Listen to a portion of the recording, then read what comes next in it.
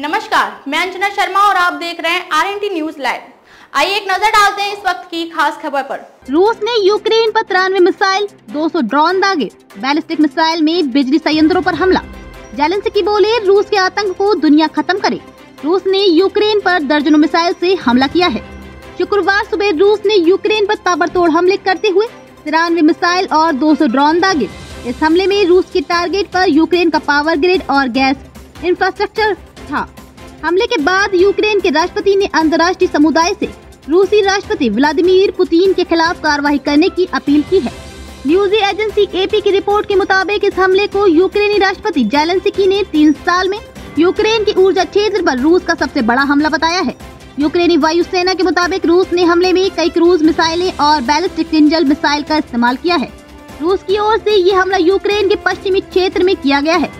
Kyiv में US embassy के मुताबिक ताज़ा हमले में यूक्रेन के कई ट्रांसपोर्ट नेटवर्क को नुकसान पहुंचा है। इनमें से एक निजी ऊर्जा कंपनी का थर्मल पावर प्लांट बुरी तरह क्षतिग्रस्त हो गया है।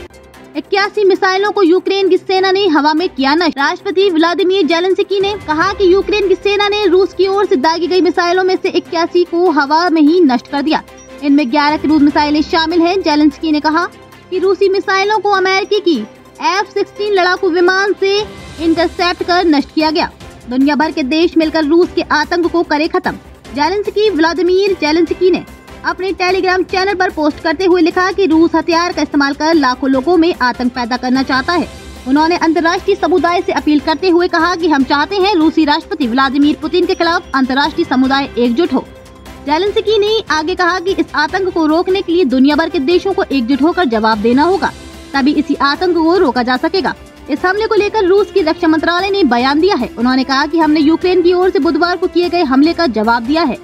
इससे पहले बुधवार को यूक्रेन ने घातक अमेरिकी मिसाइल सिस्टम से रूस पर हमला किया था, जिसके जवाब में रूसी सेना ने लंबी दूरी की मिसाइलें और ड्रोन का इस्तेमाल कर यूक्रेन के कई गैस और ऊर्जा क्षेत्रों को नष्ट किया है। इन सभी औद्योगिक क्षेत्रों से यूक्रेनी सेना को मदद मिल रही थी। यूक्रेन ने अंतर्राष्ट्रीय समुदाय से की एयर डिफेंस की मांग।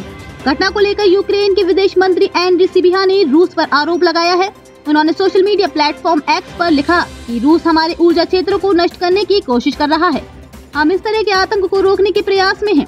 उन्होंने आगे कहा कि हम अंतर्राष्ट्रीय समुदाय में रक्षा के लिए 20 नासम्स, हॉक और IRST air defence system Ukraine को जल्द देने की मांग करते हैं।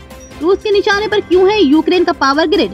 बीते कई महीनों से रूसी सेना के निशाने पर यूक्रेन का बिजली संयंत्र है। रूस यूक्रेन के ऊर्जा क्षेत्रों को खत्म करने में लगा है, जिससे वहां के लोगों को अंधेरे में रहना पड़े। इस कारण यूक्रेन में बिजली संकट गहराता जा रहा है। रूस चाहता है कि कड़ाके की ठंड में यूक्रेनी लोगों को बिजली पानी की समस्या हो, जिसका सीधा असर यूक्रेन की डिफेंस मैन्युफैक्चरिंग पर पड़े। लगातार बिजली कटौती से आम लोग परेशान हो रहे हैं। दोनों देशों के बीच शुरू हुआ युद्ध करीब 34 महीनों से चल रहा है। इस मामले में यूक्रेन के ऊर्जा मंत्री हेलुशेंको ने कहा कि एनर्जी प्लांट्स पर हुए हमले के बाद से उन्हें ठीक करने के लिए लगातार काम किया जा रहा है, ताकि बिजली की समस्या कम से कम हो।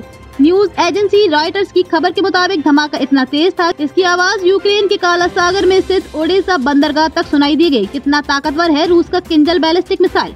ये रूस में बना हाइपरसोनिक बैलिस्टिक मिसाइल है। इसे साल 2017 में रूस की सेना में शामिल किया गया।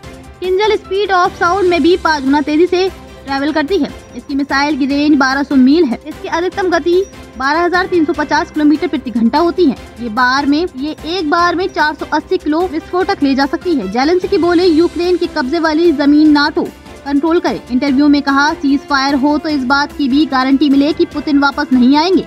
यूक्रेनी राष्ट्रपति व्लादिमीर जेलेंस्की ने एक इंटरव्यू में यूक्रेन के नियंत्रण वाले हिस्से नाटो के कंट्रोल में देने की बात की है। उनके मुताबिक अगर नाटो इस इलाके को अपने कंट्रोल में ले लेता है तो युद्ध खत्म हो जाएगा। खबरों में अब तक के लिए बस इतना ही। फिर होगी आपसे मुलाकात कुछ ऐसे ही खास खबरों के साथ। तब तक के लिए नमस्कार और देखते रहिए RNT न्यूज लाइव।